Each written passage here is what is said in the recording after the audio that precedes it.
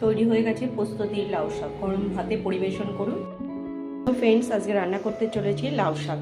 এর জন্য আমি লাউ শাকগুলো কেটে ধুয়ে নিয়েছি ভালো করে। আলু লম্বা লম্বা করে সরু সরু করে কেটে নিয়েছি, এই দেখুন। আর কেটে নিয়েছি সরু সরু করে বেগুন, আর নিয়েছি রসুন। আর এখানে কড়াই বসিয়ে দিয়েছি, কড়াইতে কিছুটা বড়ি আমি ভেজে নেব। বড়ি ভাজা হয়ে গেছে, ওই তেলেই আমি ভেজে নেব বেগুনগুলো।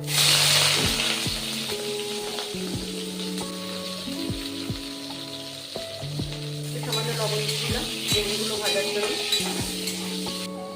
অন্যদিকে মশলাটা করে নেব।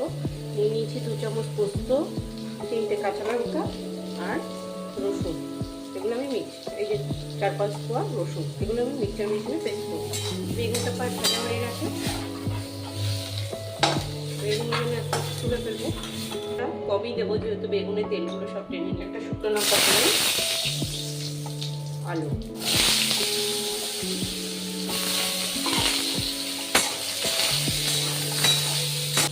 আলুটা প্রায় ভাজা হয়ে গেছে। এবার আমি শাকগুলো দিয়ে দেবো। এবার আমি দিয়ে দেবো লবণ পরিমাণ মতো, দিয়ে দেবো হলুদ পরিমাণ মতো। আমি কাঁচা লঙ্কা দিলাম না, যেহেতু আমি পেস্টে 3টে কাঁচা লঙ্কা দিয়ে দিচ্ছি, পেস্টটা হয়ে গেছে অলরেডি।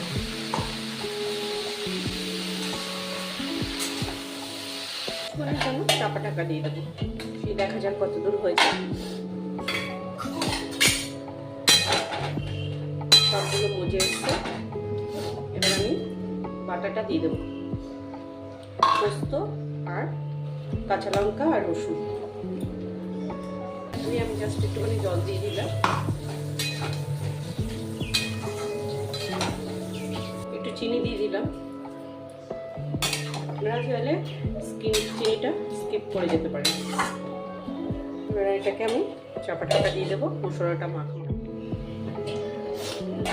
সরিয়ে আমি এবার বেগুনগুলো দিয়ে দেবো,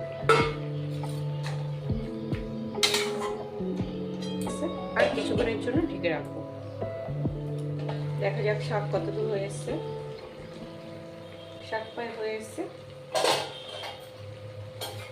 আলু সিদ্ধ হয়ে গেছে। দেখুন রান্না প্রায় কমপ্লিট।